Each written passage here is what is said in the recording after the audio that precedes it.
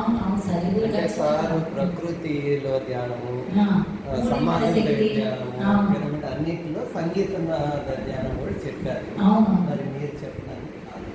అదే సార్, ఇది గురువు గారు ఏం చెప్పినా కరెక్టే, కానీ దాన్ని మనం అర్థం చేసుకునేది ఆత్మస్థితిని బట్టి ఉంటుంది. ఇప్పుడు ఒకే సబ్జెక్టు ఫస్ట్ క్లాస్ వాడికి ఒక లైన్లోనే చెప్తారు, ఫిఫ్త్ క్లాస్ వాడికి కొంచెం ఒక పేరా వస్తుంది, 10th క్లాస్కి వెళ్ళేటప్పటికి ఒక ఎస్సే వస్తుంది, అది ఇంటర్ డిగ్రీకి వెళ్ళేటప్పటికి పెద్ద ఒక 4-5 పేజీలు వస్తుంది, పిహెచ్డీకి వెళ్ళేటప్పటికి పెద్ద తీసేసి ఒక బుక్కే ఇవ్వాలి. అదేవిధంగా గురువు గారు చెప్పినవన్నీ కరెక్టే, వారు చెప్పింది ఏది తప్పు కాదు.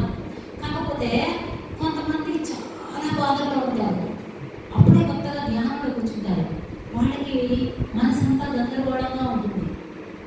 వాళ్ళు ఈ జన్మలో మంచివాళ్ళుగానే ఉండొచ్చు, కానీ వాళ్ళు ముందు చేసుకున్న తప్పుల వల్ల ఎంతో సమస్యల్లో మనసంతా చికాకుగా, గందరగోళంగా, బరువుగా, అసలు ఎందుకు ఈ జీవితము అనే అంత స్థితిలో అందరం కూడా అది ఎక్స్పీరియన్స్ అయి ఉంటాం.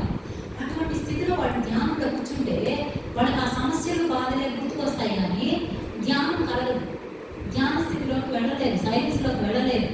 అందుకని వాళ్ళు ఆలోచనల్లో నుంచి బయటపడటం కోసము మ్యూజిక్ మెడిటేషను, అదేవిధంగా ప్రకృతిలో ప్రశాంతంగా ఉంటుంది. రోడ్లోకి వెళ్ళండి, కారు బండ్లు పోత వేడిగా, పొల్యూషన్గా, గందరగోళంగా ఉంటుంది. అదే మీరు ఆ బయట పరిస్థితిని, మన ఇంట్లో కూడా అలాగే ఉంటుంది, చికాకుగా ఉంటుంది. ఎందుకంటే ఇంట్లో ఒక్కొక్క మనస్థితిలో ఉంటారు, నాన్ వెజ్ ఉండే ఇళ్ళు ఉంటాయి, కాబట్టి ఇంట్లో ప్రశాంతత ఉండదు. అది ఇక్కడ కూర్చొని సాధన చేయండి, ఎలా ఉంది, అది మంచి చెట్టు కింద కూర్చోండి, చల్లగా గాలి శరీరాన్ని తగ్గుతూ ఉంటే హాయిగా మన ఆత్మ ఎక్కడికి వెళ్ళిపోతుంది, సైలెన్స్లోకి వెళ్ళిపోతుంది. అది ఇంట్లో వెళ్తుందా? ఇంట్లో వెళ్ళలేదు, కష్టం. అది చెట్టు కింద కూర్చుంటే ఆ ప్రశాంతమైన చల్లటి గాలిలో.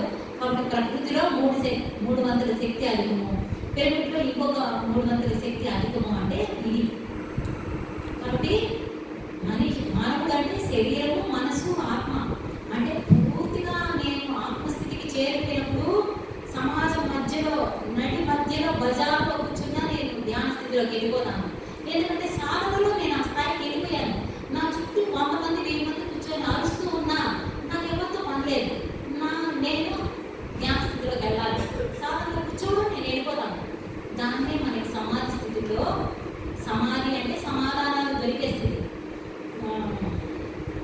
4 సమాధి స్థితులు: సవికల్ప సమాధి, నిర్వికల్ప సమాధి, సహజ నిర్వికల్ప సమాధి అంటారు. సమాధి స్థితి అంటే ధ్యానంలో కూర్చొని మనం సాధన చేసి సైలెన్స్లోకి వెళ్ళిపోవాలి. అంటే మనకు అన్ని సమాధానాలు లోపల నుంచి తెలుస్తూ ఉంటాయి. అంటే ప్రజ్ఞానం బ్రహ్మ అని గురువు గారు చెప్పారు కదా, అంటే మన లోపల నుంచే మనకు ఆన్సర్లు అన్నీ వస్తూ ఉంటాయి. అది ఎందుకు జరిగింది, ఇది ఎందుకు జరిగింది అని మనం ఎవరిని అడగాల్సిన అవసరం లేదు.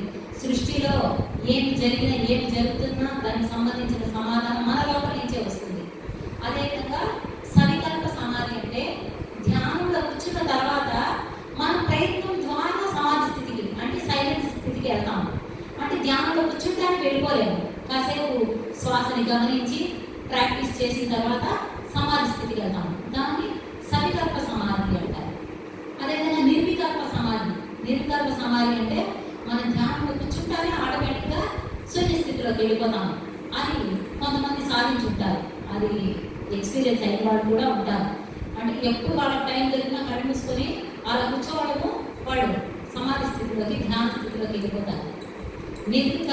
సహజ నిర్వికల్ప సమాధి అంటే వాళ్ళు ఎప్పుడు నిరంతరము, వాళ్ళు మెలకువలో ఉన్నా, వాళ్ళు కళ్ళు మూసుకున్నా సమాధి స్థితిలోనే ఉంటారు. అంటే మన గురువుగారు, బదులుగారు లాంటి వాళ్ళు అన్నీ చూస్తూనే ఉంటారు, కానీ దేన్ని అందించుకోరు. వాళ్ళ దగ్గరికి ఏదొస్తే దానికి మాత్రమే సమాధానం చెప్తారు, అటువంటి స్థితికి వెళ్తారు.